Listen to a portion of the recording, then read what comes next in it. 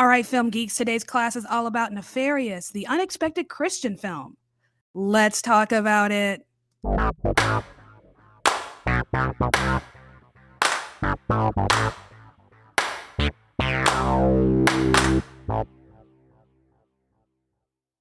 What's up, y'all? Welcome back to another episode of All Right, Let's Talk About It. My name is Savannah. I am your host. I do film reviews and film industry commentary. Y'all, so about 6:30 this morning, now I wake up super early for no good reason, and that's mainly because I'm not a morning person, and it takes me that long to really just wake up, and I don't really drink coffee in the morning, so I have to wake myself up. If I go for a run, a walk, or I go to the gym, I usually drink a Celsius right before. That's an energy drink for those who do not know, and I basically use Celsius as a pre-workout. That's what I do use it for. But I didn't go working out this morning at all. So I just kind of laid in bed until I just kind of woke up and got ready for the day. And at about 6:30 this morning, there was this loud boom outside, just really loud. Just sounded like something just kind of burst and exploded. And, living in a city where people get for fun, of course, worst case scenario.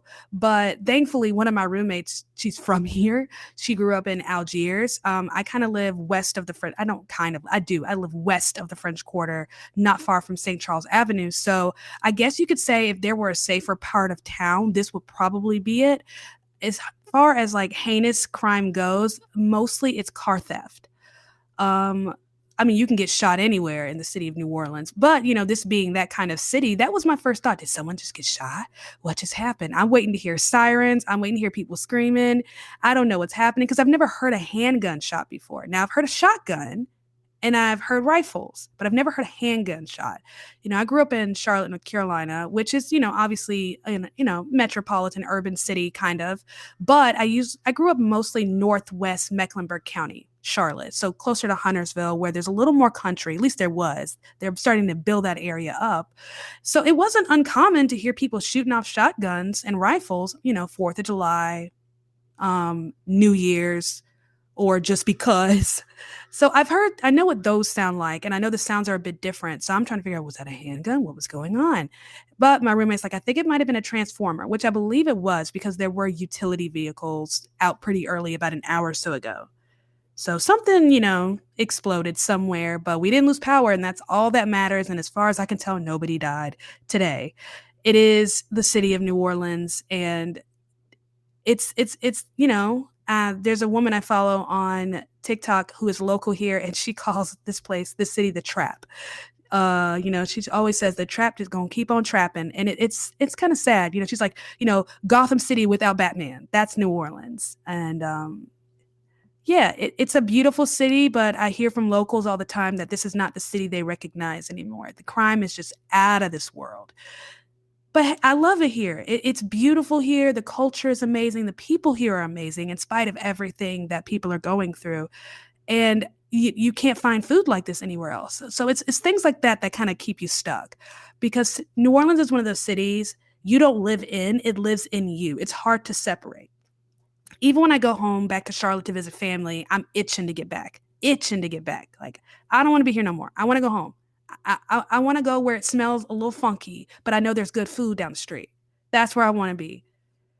But yeah, that was my morning. How was y'all's Monday morning? Y'all, it's the last full week of April. May is next week. May is next.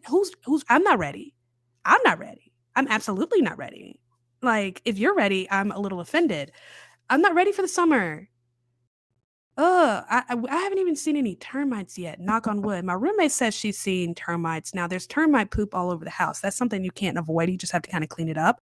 For those who don't know, New Orleans, and I didn't know this before I moved here, New Orleans has a termite season.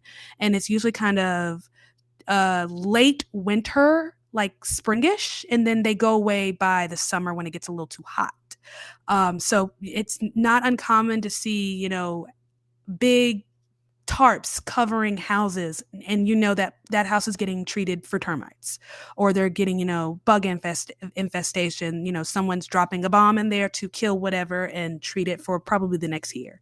So I didn't know that before I moved here, that termites were such a big thing here. I'd never seen a termite before, but I haven't really seen much of any termites this year, but I have seen evidence that there have been termites in the house. I just haven't seen any actual ones, and once they're here, they're annoying. I'm annoyed. I have to basically live in the dark in my room because they're attracted to bright lights. My room smells like peppermint because peppermint gets rid of them. It's really hard living in a house and you're renting and your landlord doesn't take it seriously when you say, hey, your house needs to be treated. And she's like, oh, I got the house treated 2 years ago. Like, ma'am, you said that last year. But yeah, so far so good, knock on wood. And they're gone by the time the rain starts. And the rain usually starts about mid-June and then the rain doesn't go away until almost August.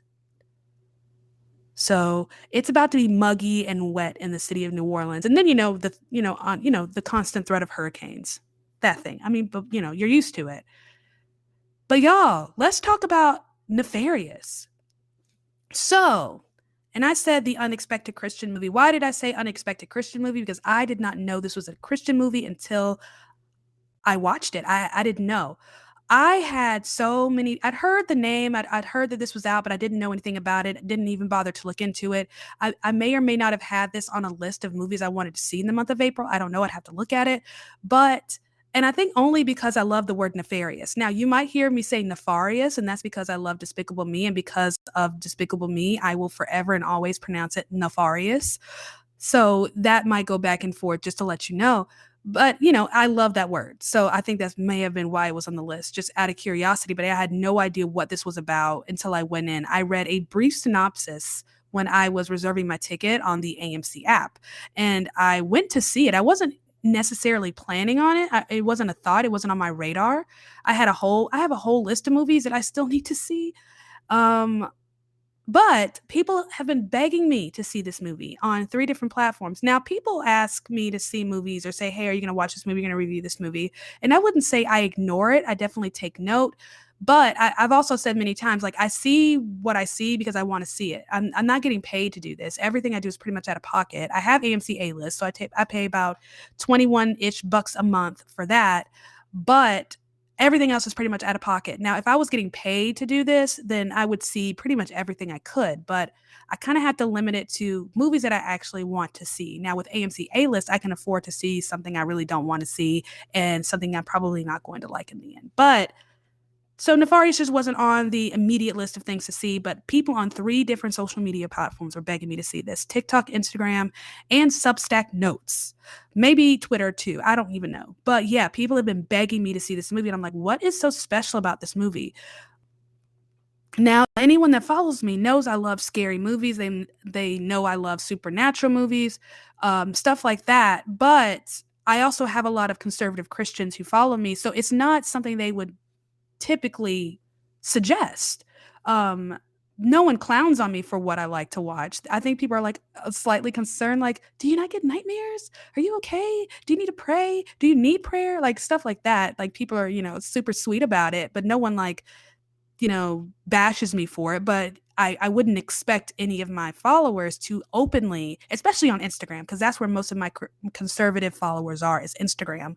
I wouldn't expect, well, I wouldn't say most, but I'd say a good chunk of my Instagram following are conservative Christian family people. I wouldn't expect anyone on my Instagram to like push a movie like this, something thriller, horror, anything like that. So I was slightly curious. So I wanted to see like, when is the movie playing? And the only showing last week was at like 9:50 at night on a Friday, because I went to see Chevalier and The Pope's Exorcist last Thursday. I was supposed to see The Covenant. I'm actually going to see that this afternoon. So I went to see Nefarious at like 9:50 at night. I drank a sparkling ice caffeine drink and had rallies to eat right before. It's like, 1, I need a proper meal, and 2, I gotta stay awake. So that's what I did. Went to see the movie, and let me tell y'all, I had no, like I said, I did not know. I had no idea what this was going into it. Just kind of a brief synopsis, enough to kind of pique my interest. I think I saw the word serial killer. I was like, oh, I might like this. And yeah, the synopsis reminded me a little bit of Silence of the Lambs, just, this serial killer versus a psychiatrist kind of deal. We had Clarice Starling, who was a budding, soon to be behavioral analysis FBI agent. So kind of in the same vein.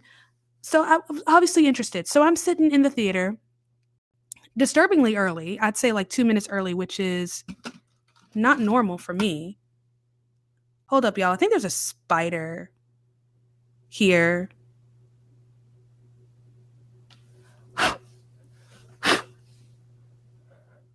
It's a spider, but I can't tell if it's alive or dead. And I don't want to pause this thing at all. You know what? We'll figure it out. He's not moving. I'm not moving. So, we're just going to chill here. Anyways, so I'm sitting, in my seat in the theater. I don't think I got popcorn. I don't remember. I don't know. I don't think I did. I don't think I got popcorn or anything because I'd already eaten in the car rallies, burger, fries, and then I had a drink. And I didn't want to eat too much because I knew I'd have to drive home afterwards and I didn't want to be too sleepy. So I'm sitting there and people are kind of coming in a little late as the previews are starting, and I'm noticing it's an older crowd, like old people, I would say. And I'm very curious. I'm confused slightly because my understanding is this is like a thriller, kind of. This is supernatural horror kind of deal, demon possession. I knew that much, but I'm seeing older people in this theater, and I'm like, what? I'm very confused. This is not the crowd that I would expect for this kind of movie at 9:50 at night. So I'm like, what is this? What kind of My immediate thought was The Blind Side. So I don't know if I've mentioned this. I probably have mentioned this here. I worked at a movie theater years ago, and I worked at a movie theater when The Blind Side came out. And I remember working, with my crew and all of us being very, very shocked at the crowd. The kind of demographic that came out to see this movie was mostly white conservative Christians. We figured, this is a sports movie, so we'd see a lot of sports people, but it was really just a lot of church going people. We were like, wow, I don't think we really saw that coming for that. Just, mainly the crew that I was with. But that's what, seeing the people coming in reminded me of. That was my first thought. Like, these people look like the same people that came to see The Blind Side. Is that okay? Movie's starting, and as the movie's going, that's when it made sense to me. Like, oh, this is a Christian movie. That's why the crowd looks the way it does. So what is this? Let's get some of the cute little basics out the way. Y'all, there's a lot to talk about here. A lot to talk about. I'm going to check out the spider real quick, and then I'm going to come back.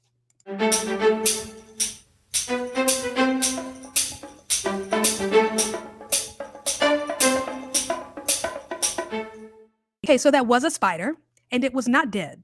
It is now. We're Gucci. We're good. We're ready to go. No one has to burn the house down. Let's continue. So, Nefarious. Nefarious. Now, I'm going to let you know right here, right now, there will be spoilers. I don't know how else to talk about this movie outside of spoilers. And also, if you are not Christian in any way, or if you are pro-choice, and you are not up for hearing things that you don't quite agree with, if you're not mature enough to handle it, I know that sounds mean. I don't know how else to say it, honestly. You may want to stop now because, one, this is a Christian film and it is a very pro-life film. It covers the three biggest pro-life issues: euthanasia, abortion, and execution. It covers all three. So I'm just letting you know right now. So don't come into a comment section somewhere and saying this is that and the third. I warned you. This movie is Christian and it's pro-life, and we're going to go there. We're going to talk about this movie as it is, not the way you, I, or whoever else thinks it should be. It is what it is. So there will be spoilers. This movie is Christian and it's pro-life, and we're going to talk about those things. So let's go. Let's get into it. So what is this movie? Nefarious. This was directed by two dudes, Carrie Solomon and Chuck Konzelman. I should know these names. Okay. There's no excuse. I should have known who these men were because I've seen a good chunk of their movies. I think I've seen most of the movies they've done. They did a movie called What If in 2010. So again, remember I said I worked at a movie theater, right? Now we actually had this movie, What If, at our theater, small little Christian movie, and we didn't think it was going to be with us for very long. No, we had that thing for months. I think that was when I was there, one of our longest running films because people kept wanting to see it and the studios weren't ready to pull it back. As long as it was making money, it was Gucci. And here's the thing about movies and movie theaters, because I know you've probably heard it said that movie theaters don't make a whole lot of money off of ticket sales, which is very true. Those first couple of weeks, movie theaters maybe see 10% of that. It all depends on what's been negotiated. But the longer a movie is there, the more money the theater gets. That scale starts to slide. So the first couple of weeks, it might be 90-10. 90% of the ticket sales go to the studio, 10% goes to the theater. And then that scale changes as the weeks go on. So it might go to 70-30, 60-40. So, and eventually it flips if the movie's there for very long. And we had this movie for months. So it got to a point where most of the ticket sales that were being made off of this movie, our theater was getting. And that thing kept selling out. So we had it in a normal, regular big theater, but that theater did very, very well for a while until it was only getting half full. So we moved it to one of our smaller theaters. And we had a little kind of artsy section where we had a bar in our theater where people could drink alcohol, but they could only drink alcohol in those theaters unless we had like a special event or something. And these were like four small, like 30 to 50 seater theater, like really, really small, not even 50 if I remember, I mean, maybe like 25 to 30. So we had the movie in there for a little while. That was too small. We kept selling out and people kept wanting to know, okay, this is full. When's the next one? So we had to move it. We kept going back and forth until it was time for it to go. And it did incredibly well. These guys also did God's Not Dead 1, 2, and 3. They did not do the fourth film, which makes sense. I thought the fourth one was kind of crap. But 1, 2, and 3, solid for that genre. You know what I mean? What else did they do? They also did Do You Believe? I think is what it's called. I don't know much about that movie. Didn't see it. Yep, Do You Believe? They also did Unplanned, which is the Abby Johnson biopic about the woman who used to manage a Planned Parenthood, one of the largest Planned Parenthoods in her region, and famously quit after watching an abortion on an ultrasound. And ended up becoming one of the biggest pro-life advocates in the country, kind of a pioneer in a sense. So yeah, that's pretty much it. They also did a movie with Candace Cameron Bure called Finding Normal. And nope, I was wrong. They did do God's Not Dead 4. They did God's Not Dead, We the People. I don't know how they strayed so far from God's Not Dead 1 to God's Not Dead 2 and then jumped. Now I'm confused. I have to look more into that because I don't understand, sirs. How do you go from, God's Not Dead 1, God's Not Dead 2, which are relatively good, to God's Not Dead 4, which was just not all that good at all, which wasn't good at all. It just wasn't. It was just nonsensical to the nth degree. I understand the point they were trying to make, what it was about, because that one was more geared towards homeschooling. Each kind of movie has its own little point of what they want to talk about. But yeah, it was just not good. It was just too rushed. It just didn't make any sense. But yeah, what have you. Anyways, yeah, that was a random tangent. So these guys are pretty good at what they do within the genre in which they work. So this movie is definitely a departure from what they normally do, which is normally like family style Christian dramas. This is definitely not that. This stars Sean Patrick Flannery, who is amazing, kind of handsome. He was in a movie called The Evil Within, which did kind of well. Frank and Penelope, Love Hurts, Insight, Born a Champion, American Fighter, The Outsider. So he's not new, definitely not new to the game. We also have Jordan Belfi, whom I had actually never heard of before Thursday. And he plays our, resident psychiatrist, but it looks like he has a bit of a small kind of resume, but he's trying to get somewhere. But this movie, Nefarious, where to even begin? So let's start something. Now, with Christian movies, I always say, message heavy, quality light, which means they're all about presenting to them the message. It's all about the message, making sure you understand the message, yada, yada, yada, whatever Christian message they're trying to push, whether that's prayer, community, redemption, prodigal son, what have you. They're pushing that message. And then everything else is kind of quality low. That includes the way it's shot, the writing, the acting. There's not much emphasis on those parts because it's all about the message. This movie wasn't quite that. I felt like, cinematography, acting, writing were very on par. This movie was shot very well. Most of it was shot in one room, which is an interrogation room. And we'll get to what all of that's about in a minute when we talk about kind of the message of the film. Sean Patrick Flannery gives an incredible performance. It's so good. He's so good at this. wonderful because he essentially has to play two people at one time. Again, we'll get into all of that. Jordan Belfi, I think, does a great job playing our psychiatrist. And I like the way this was shot. The sound editing was very interesting. So again, this takes place in mostly one room, which is a very large kind of interrogation room or a meeting room in a prison. So it's just, a table, two chairs, two dudes, and a lot of open space. So it kind of echoes a bit. It's very full sound, what you would expect to hear in a room that's very large and kind of empty.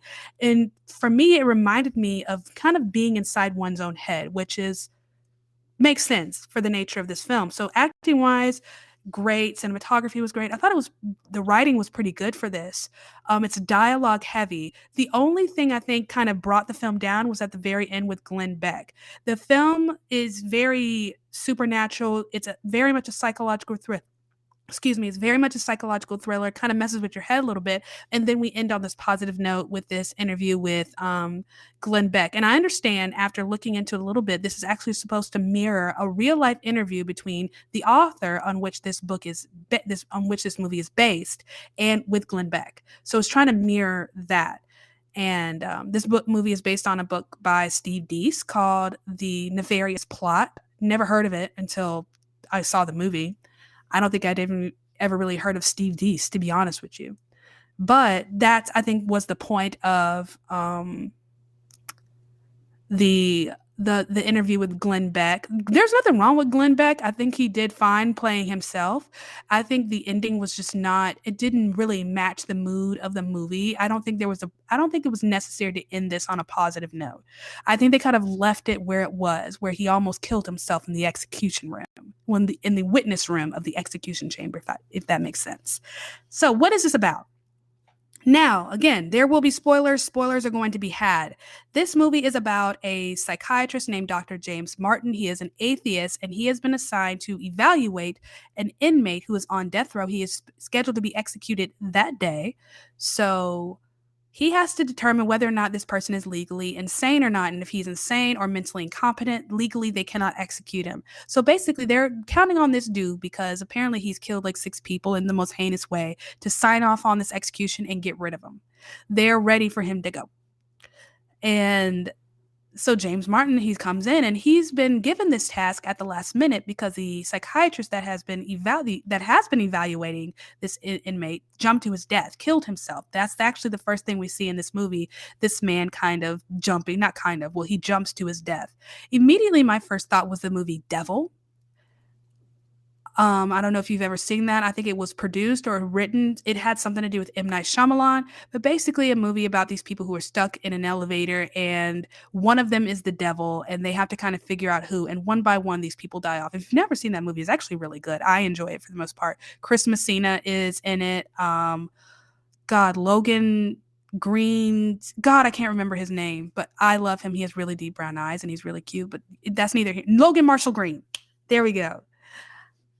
That dude, he's in the movie called Devil. Great movie. Typical M. Night Shyamalan, takes place in Philadelphia. So yeah, that's what this movie reminded me of because that's how Devil starts. It starts with, a dude jumping to his death, committing suicide. But that's how we get to Dr. James Martin. Someone has to fill that space and he's been chosen to do it. And apparently this is all by design because Edward, our inmate who is accused and has been convicted of killing 6 people and is about to be executed for it, apparently Edward didn't kill anybody, but it was the demon who has been possessing him since he was very, very young who did all of the killing for him. And he's very cruel about it because he has moments where he possesses him and he does these evil things and he snaps out of it. And he leaves Edward to deal with the aftermath, the pain, the guilt, and the shame, and the fear and the confusion of it all. And even leaving Edward to deal with the aftermath, the punishment. And now he is pushing for Edward's execution. This demon wants this psychiatrist to sign off and kill him because it's not just that, not for 2 reasons. Number one, he's done with Edward. He's done with him. He's ready to be done with him and he's ready to move on to the next. And he wants to send Edward off on one last cruel hurrah. In a lot of states that have the death penalty and they have multiple options for the death penalty, inmates are pretty much allowed to choose to decide how they want to go. That's not uncommon. And this inmate chose the electric chair. He could have, vied for lethal injection, but he wanted something cruel and painful and awful and something that's going to take a little bit longer. He doesn't want Edward to peacefully go to sleep and then expire. No, he wants Edward to feel every ounce of pain, everything for this thing that he did not do, technically, because Edward is under possession. So the demon's plan is to leave Edward moments before and let him feel all of that pain. Not even, show Edward a little bit of mercy and grace. And no, he's not going to do that. He can't do that. He won't do that. But also because this demon tells Dr. James Martin, who is an atheist, that by the end of the day, he will have committed 3 murders. And that's where the whole pro-life thing kind of comes in. So we learn a little bit about this doctor through the demon who has been watching him apparently his whole life, knows everything about him. And on top of that, we're also learning a little bit about God, but from a different perspective. When we listen or read the Bible or what have you, we're always learning about it from, these positive characters in the Bible and how much they love and adore the Lord. I don't think we ever give much thought to how people who hate God view God. When I say people, I mean demons, the fallen angels, those who actually fought and went to war with the Lord and then fell along with Satan, right? Now, if you don't believe in the Christian Bible, none of what I say is going to matter to you or make sense to you, but this is the Bible, so we're just going to go with it. So we never give much thought to how they might feel. I think the only thing that I can think of that even dares to even venture down that road is Paradise Lost, John Milton. If you've never read it, highly recommend. Absolutely wonderful. But if you be on your guard, it's going to make you feel a certain way, but it's beautifully done, beautifully written. So the word pandemonium, that's where that comes from. Paradise Lost. And we get a bit of who God is through the eyes of the enemy. And it's interesting because they refer to God as the enemy. They call him the enemy, and how they were created without really a will. They were created kind of with a will, but without one, without real free will, the way we were given. They were created as angels to worship and honor and just be around God 24/7. But then, you had Satan, who decided he thought he could rule better than God and fought him for it and lost and was cast down. And then God creates us in his image, loving and adoring this creation that's he mirrored off of himself. And that's what the whole thing about, the fall and sin and all this jazz is really the enemy attacking us to get to him, because they can't really get to him. It's very interesting. I think this probably presents the gospel in an interesting backwards kind of way. And I think it's a great gospel presentation for those who may not know the Lord, or who might be young in their faith, or they might have questions, they might be curious. I think, and this is going to sound bad and slightly mean, but just hear me out. I think this presents the gospel in a very relatable way, because we are sinful human beings. And I think it's hard to see the goodness in God when sometimes we struggle to even see the goodness in ourselves. But when you hear about the gospel and how much God loves us and cherishes us, and how God has really worked everything out to reconcile us to him through the eyes of someone who hates him, it's different. It tweaks a little bit different. It hits a little bit different. It produces, I think, something bigger and deeper. This presents the gospel in probably the best way I've ever heard in a film.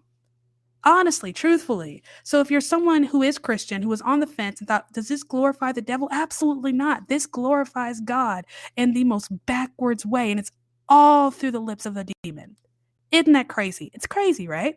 So quality, I think, is great. Quality is fine. The message is probably one of the best Christian movies I've ever seen in a film. It's not contrived. I mean, it's a little contrived because obviously we're pushing a gospel message, right? And it's very pro-life. It's not hiding that at all. But it doesn't do it in the fluffy, obnoxious, somebody blow your nose kind of snot way that we see in a lot of Christian movies from these, and it's not Christians trying to push the gospel, right? And I think my issue with a lot of Christian movies is the way Christians are portrayed. And I think Jesus Revolution actually did a good job with this. The way Christians are portrayed in a lot of movies is they portray Christians as who Christians want how Christians want to be seen and not how they actually are. And the thing is, Christians are no different than anyone else. We're supposed to be. That's the whole point of the gospel, is we're supposed to be transformed by Jesus' sacrifice in the gospel. But the thing is, we're no different than anybody else. And I think Christian movies have a hard time really showing that Christians are no different than anybody else. They always have Christians on kind of this higher moral ground. But looking at the resume of these directors, a lot of the movies that they have produced and pushed really show, I think, kind of the true nature of Christians, that we're just broken, fallen people trying to get it right. And sometimes we make mistakes, we slip up. And even pastors, if you look at the God's Not Dead 1 and 2, they don't always have it together. Sometimes their faith needs a little bit of work and they need a bigger push. So I think this kind of may be right up their alley, even though the genre itself is very different. It's definitely a shift from what they've normally done. But I think being real about the gospel and being real about the journey is something that's very much up their alley. So it shocks me not. After looking at their resume, seeing the way they navigated this, it makes sense. It fits. I think these were the perfect guys to kind of handle that. I think a lot of other Christian directors are too focused on trying to make Christians seem like the righteous people that everyone wants to emulate. And truth is, to the rest of the world, we're pretty obnoxious, where we seem pretty fake, and people don't take us seriously. But I think when you show Christians being real human beings, we're taken a lot more seriously, especially in film. I understand we're supposed to be the light of the world. We're supposed to be different. We're not supposed to be of the world. But the fact is, we're living in the world, and we go about our business as everyone else. We're trying to do the right thing and make good decisions just like everyone else. The only difference between us and those who don't believe is that we are trying to do it through Jesus with the help of the Holy Spirit. That's the difference. And I think that's what a lot of movies forget to show, is that we still need grace. We still need help. We need it every day. These mercies renew, yada, yada, yada. And that it's not just, you make one decision for Christ and everything's better after that, but it literally is a lifelong journey from the moment you accept Jesus until the day you die. It is an absolute journey. And I think a lot of Christian movies just leave that out. But you have things like Jesus Revolution that really just shows kind of the hard parts of the journey. And then you have this movie Nefarious, which doesn't show the Christian journey at all. If anything, it shows the relationship or lack thereof between the devil and God, and why we are so vital in that battle and why we get attacked the way that we do. It is because God loves us so much, and the demons hate God so much. They can't get to him, but they can get to us. And if they can use us to turn us away from him, pull us into a deeper hole, take these little things might seem not like that big of a deal, they're not that bad, and then all of a sudden they explode and there's no turning back. That's it. And I think this has a way of really explaining just the gravity of sin and how it separates us from God and the devil's role in all of that. I think this does such a good job making that make sense. Does that make sense? So now, pro-life. How do we even get there? So obviously this movie is about an execution, right? We see the psychiatrist driving into the jail, and we see the people protesting on the side. Typical, right? That's not abnormal. But we get into James Martin, the devil, who is desperate to get inside James, desperate to use James to spread his message and to write his story, so to speak, to be a mouthpiece for evil in a way. And so he does this by trying to break James down, by trying to make James feel like absolute crap, making him feel guilty, consuming him with some of the sins of his own past, even though he's an atheist, right? So he says, you'll have committed 3 murders by the end of that day. And so I'm thinking, how's he going to do that? Like, is he going to kill somebody in the prison? Like, how's it going to happen? No, he takes things from James' past and even from his present and his future. So the ghosts of Christmas past, present, and future, here they are. So he talks about James' mom, who was terminal and died via euthanasia, a decision that James made, and basically calls James out on his reasons for why he did what he did. He says, she was in terrible pain, she was terminal, and she was suffering so bad. And Dean was like, bro, you were inconvenienced, you were tired of taking care of her, you just wanted to get on with your life, and hey, she was going to die anyway. Really just kind of pulling out some of the guilt that he was experiencing with his mother's death, kind of just digging and clawing at that.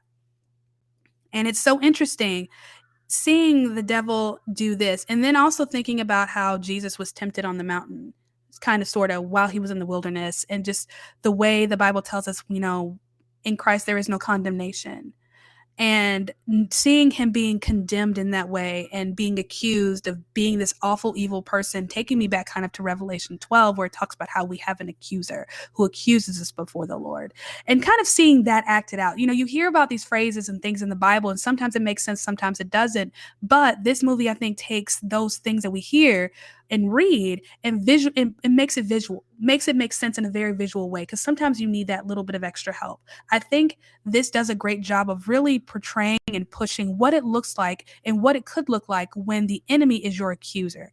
That's what it is.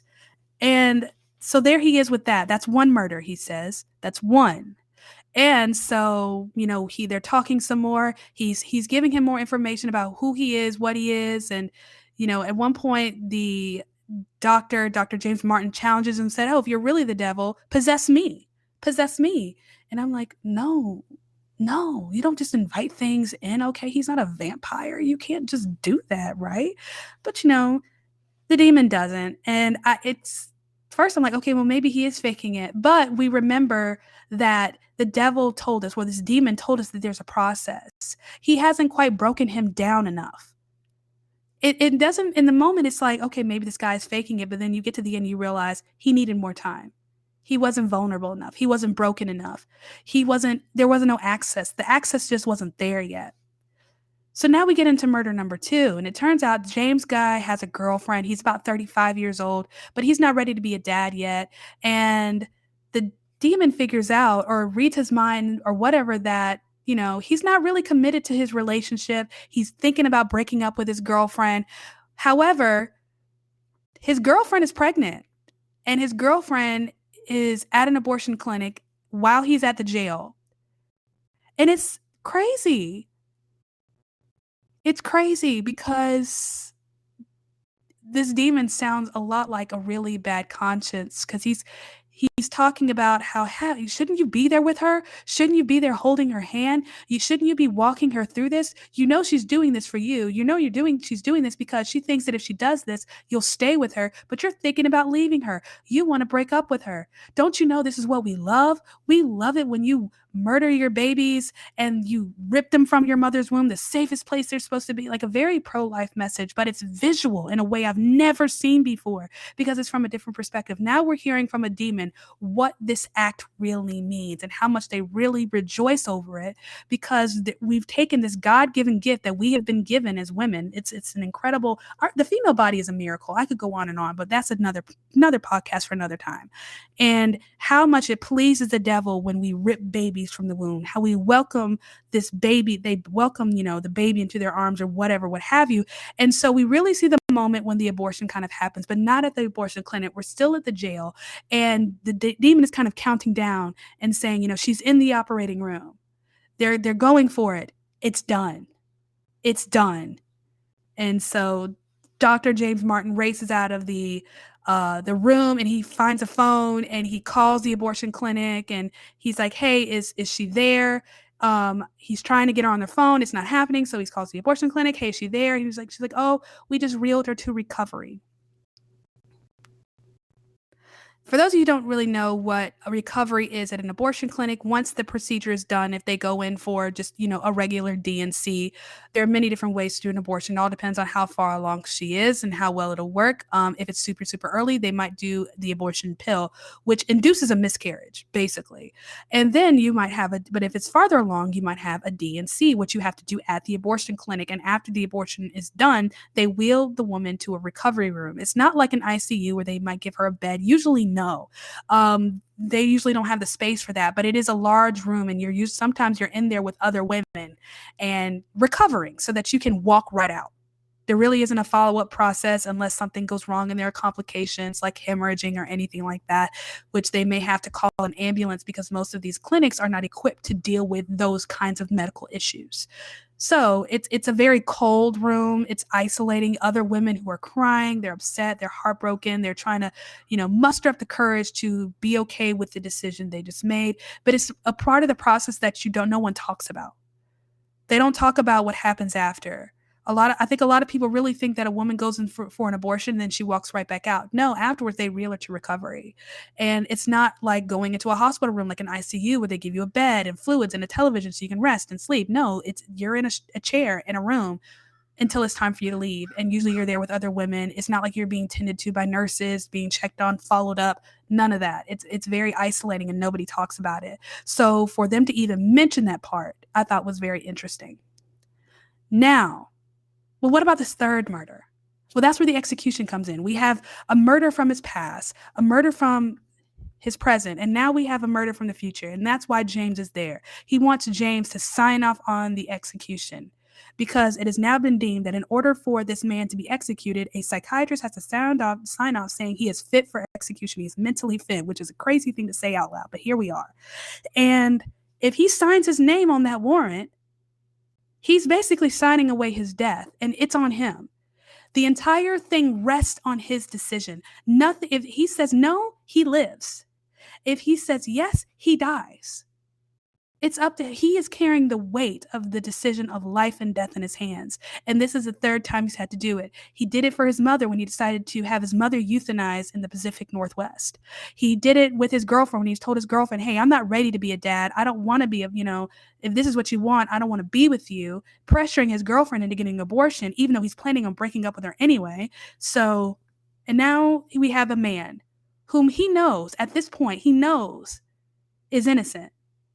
Because he knows this demon is real.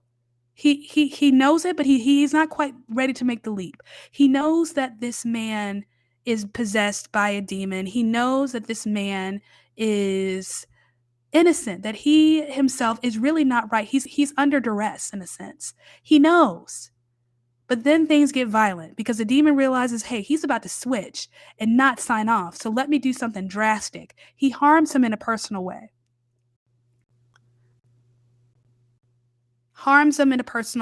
And now that he is riled up, angry, and feeling a little vengeful, he signs it and says this man is fit for execution.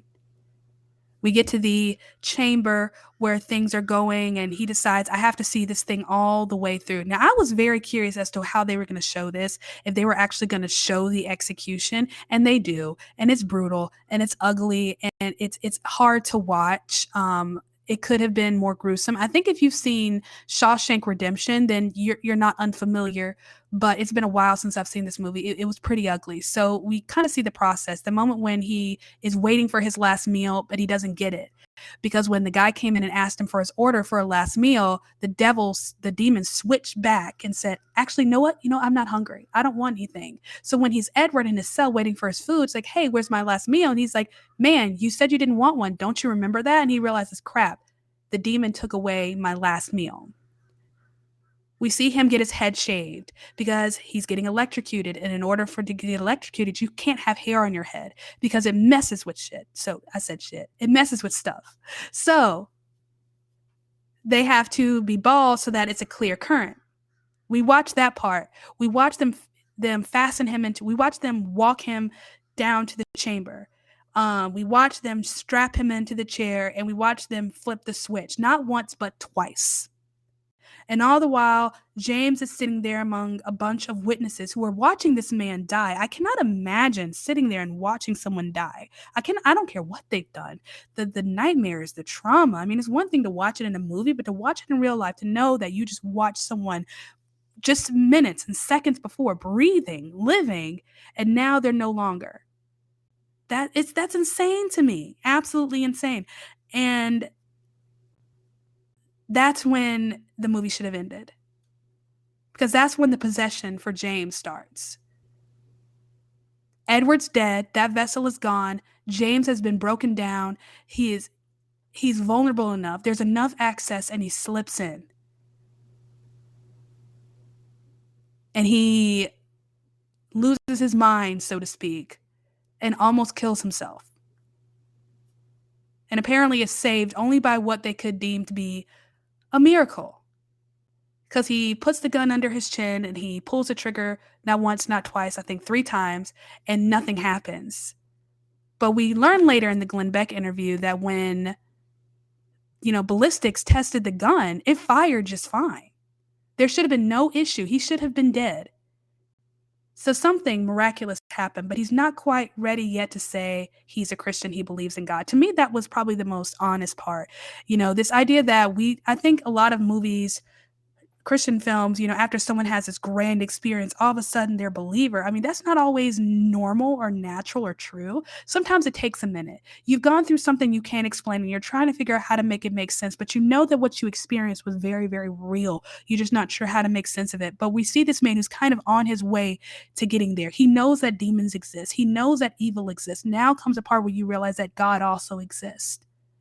And you have a choice to make. You can either serve the devil or you can serve the Lord, because that's the choice that he's being given. Serve me is what the demon is telling him. Do what I want. Write my story, a story that has already been written, apparently. They find it in his cell where it says, I, Nefarious, by James Martin. He's never written this book. He doesn't know anything, but he is hoping that James Martin will put out his words, his plot, his plan for taking over the world, hoping that other people will read this and fall to the dark side.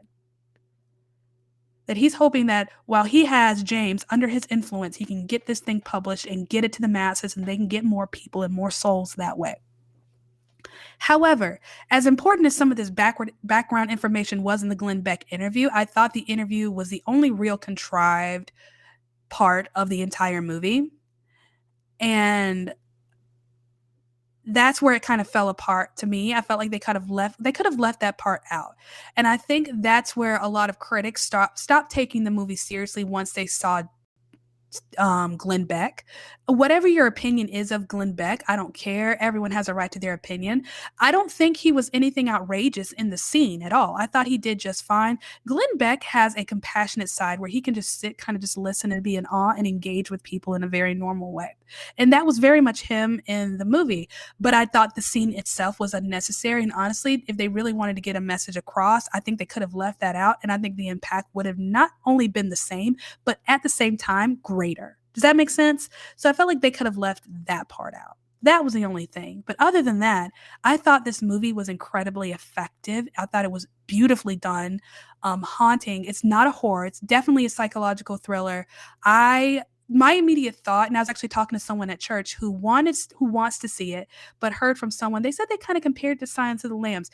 That's the kind of vibe it gave me. I wouldn't compare it in terms of story, but there was something about the kind of the energy, the vibe, and the mood of it that really reminded me of Clarice Starling going back and forth with Hannibal Lecter, and just the push and the influence. But, there was definitely a side of Hannibal Lecter that really loved and cared for Clarice Starling.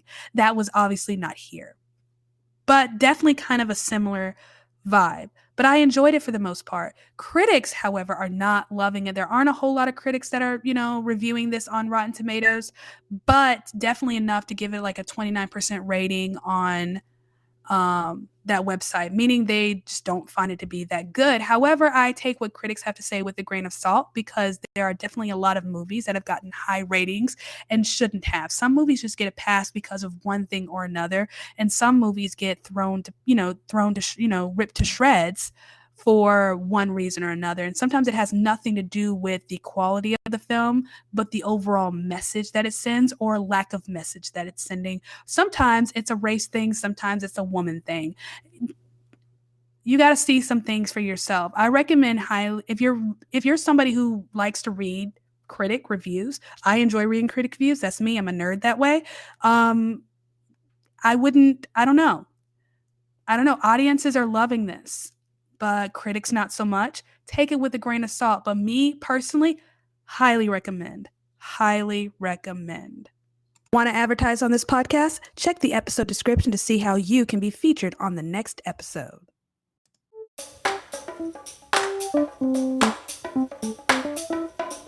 Thank you for listening to me rant and or rave about another movie. So that was Nefarious, just to kind of sum it all up. Beautifully shot, great writing, great acting. The only issue I had was the very end. I thought they could have left that part off and it would have been more effective, but it is what it is. It wasn't terrible, but I highly enjoyed that. I thought it was a rare breed of a Christian movie where the quality and the message were both heavy and very well done, great executed from a, pretty well-known, it seems, Christian directing team. Well known to everyone but me, apparently. Why I didn't recognize their names, We'll never know, but it is what it is. So if you're someone who is a Christian, heard about this movie, was unsure, I'm telling you, it's not what you probably think it is. No, it does not glorify demons or the devil. It definitely glorifies the Lord. But it does kind of put things into a very interesting perspective in terms of sin. But I think one of the best parts of the movie for me, and I didn't mention this before, but when they talk about Jesus and the resurrection, the demon talking about the cross, and he says the cross was our biggest mistake. We thought we'd won. We thought we had him. And then he cheated. Talking about God, he said he cheated. That to me was so powerful. What an interesting way to look at it. I think seeing that God is playing more than one game at once, and game sounds like he's, messing around, but his plan, I think, is much more deep and complex. And sometimes it's not always all about us, but he's doing something much greater. And I think that's what it kind of adds to. But that's just me. Let me know what you think. If you've seen it, if you are wanting to see it. I don't think this is going to be in theaters for very long. From what I heard, it's supposed to maybe go to Amazon Prime after it's done with its theater run. I'm seeing this a lot with smaller films where they're just not chancing, wasting money on theater spots or however that works. So they'll have a small, short little theater run and then go to streaming somewhere or on demand. And that's typically how that flows. But, it is what it is. But I enjoyed it. I loved it. I thought it was well done. So let me know what you think if you've seen it, and let me know how you feel if you want to see it. So what's coming up? So I am seeing The Covenant today in a couple of hours. And so a review for that should be coming Wednesday or Friday. I haven't quite decided when I will release that review. And then Are You There, God? It's me, Margaret. Thursday. I'm excited. I actually just got the book from the library. So I'm going to reread the book and then go see the movie, because I found that when I was doing the review for Beautiful Disaster, that having read the book is actually helpful for a lot of people. So I know a lot of people are going to be wondering, how does this compare to the book? I think this is the first adaptation for this movie. Very surprised. So yeah, I'll let you know what I think when I see that Thursday. That review will come out Friday. And then I have no idea what May's looking like. I need to check. I don't even know. I haven't given May any thought. April came and went really quick, and I haven't given May any kind of thought. So be on the lookout on Instagram for movies that I'm planning to see in the month of May. And also, I may as well just get out my list for June. I'm actually kind of looking forward to June, believe it or not. June is like not my favorite month of the year for many reasons. But yeah, so looking forward to June for movies coming out around that time. And I can't wait. Thank you so much for listening. Thank you for taking the time. I love you very much. It means the world to me. And I will see you soon.